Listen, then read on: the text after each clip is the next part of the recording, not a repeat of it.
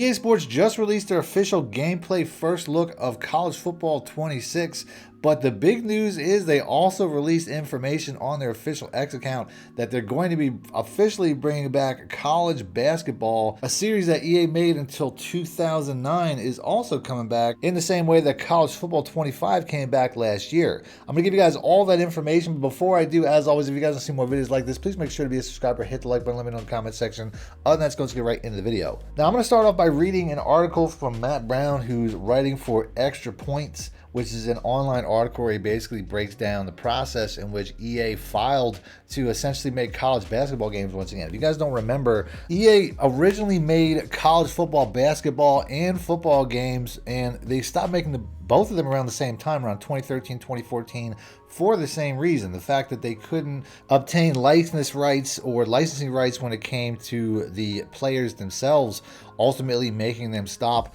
But apparently it was also because of lackluster sales, especially when it came to the basketball version. But after the success that College Football 25 had, being the most or the highest selling sports game of all time in North America, I guess EA went back to the well to try to decide if they could make a profitable NCAA basketball game. And it says in November 2024, according to a memo, 5 companies expressed formal interest and 3 filed formal bids, where the CLC memo recommended that the conference accept the proposal made by EA Sports to bring back EA Sports College Basketball. This proposal states a plan for EA Sports to release the first game in 2028. The New York Times also put out an article talking about this, basically confirming a lot of the information that Matt Brown put out.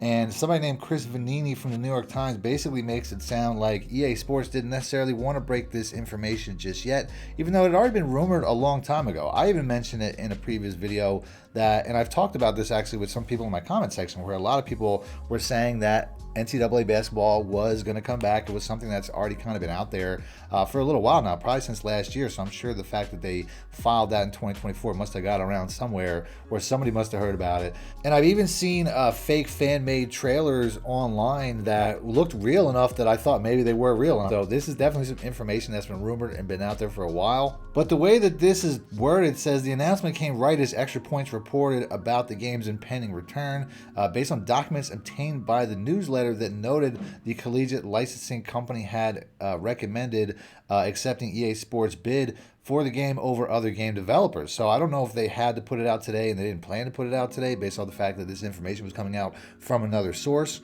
So they figured they might as well just get out in front of it and post that they're bringing back the game. But it's a very unique day to do that, considering that it was also the day that they put out their gameplay reveal, which is one of the bigger things that typically put out. So to put that out on the same day, it could be a marketing tactic to basically take attention from one and put on another, or it could be a mistake as it's basically splitting attention between 2 different games. Now, Chris Vanini's article goes a little bit further than Matt Brown's, as I don't know how he got more information. Maybe he called EA, somebody knows in EA, whatever. But he talks about the fact that this is going to include all Division I men's and women's teams that opted in, which would total 730 teams, as well as NIL money for players on each team in a standalone simulation game. Schools have until July 18th to approve being in the game, the source said. They also suggested that the plan would be similar to the football game, running NIL through one-team partners, and EA would explore similar features to college football game like Dynasty Mode, Team Builder, Road to Glory, and Ultimate Team. Which makes a lot of sense based off the fact that it's probably going to be headed up by Scott O'Gallagher the same way, which is somebody that I've mentioned in previous videos. Going back as far as a month or so ago, it became kind of public knowledge that Scott O'Gallagher has been heading up both Madden and both college football, and he also has a background as a developer for 2K. I mentioned in previous videos how he worked for 2K, I think from 2014 to 2020, before EA basically picked him up in a couple of 2K developers and brought them back to EA Sports to prominent roles. Well, now we're already seeing the effects of that. We're already seeing things that we've seen in basketball games, especially 2K, for a long time. In Road to Glory mode this year, we're going to have player grades, which is something we've seen in 2K for a very long time, where basically based off of decisions during the game, game, doing things that's going to change the letter grade. And if you have a really bad grade, you might get benched. If you have a really good grade, obviously it's going to improve your character much faster. That's something we've seen in my career. Even the dynamic substitutions, you can do stuff like that in basketball games where you don't have to pause to make substitutions. You can just make substitutions right in the middle of the game. So we're seeing a lot of those things implemented into football games. So it's not really going to be too much of a surprise when they kind of mesh the two together in a basketball game, where you're going to see a lot of similarities as well. Now, he also says the 6-year proposal includes at least 3 games beginning in 2028.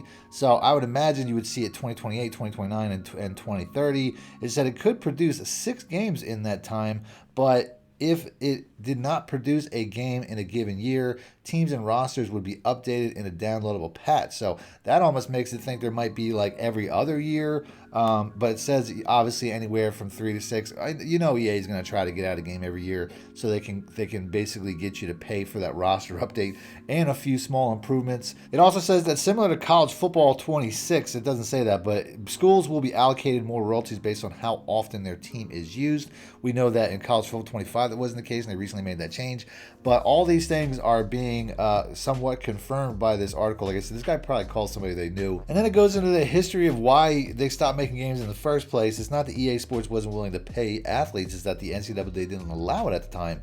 And now with the NIL and, obviously college athletes getting paid, it's okay to do that. So that's why they're bringing this back. But it also talks about a little bit deeper about the fact that NCAA college basketball games didn't sell as well. It says the most units a college basketball game sold was 370,000, while college football typically sold around 1 million. But that's not the same when it came to the return of College Football 25, which saw it go way over that million, as the game attracted almost 3 million players at launch, with 2.2 million purchasing just the deluxe edition, which is the more expensive version. So that's more than double, which they made in about its first week. It says 5 million unique players joined the game afterwards. So even though I don't have exact totals when it comes to the amounts, let's just guess that that's, if we do the math, that's like 7 to 8 million people bought this. And like I said, we do know this is the most sold, basically sports game in American history, or in North American history, I think is how it was termed. So this is definitely, it definitely broke the mold as far as, just returning it. So if they think the same process could happen with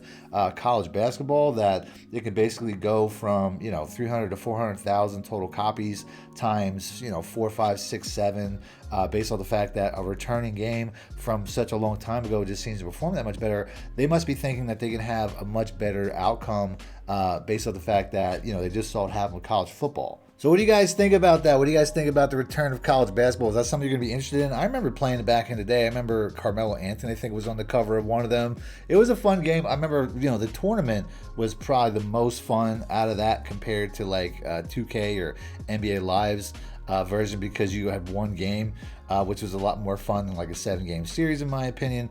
But let me know in the comment section what you guys think. Is this a game that you're excited for? Is this a game that I should cover? I don't know. Based off the time of year, I actually think I probably would cover it because it's kind of like the dead time for, or at least I would, split time, because it's kind of like a dead time when it comes to, football based games. So I think that definitely be something I could do. If you guys want to learn more about college football, I have some stuff that I made, some videos that I made about that with information popping on the screen. Just click links. And until next time, thanks for watching, man. My shit out. Need more help or just want to show your support? Then head over to my Patreon and join my team, where you can get exclusive content like ebooks and bonus plays, as well as early access to my vids and more. Link in the description below.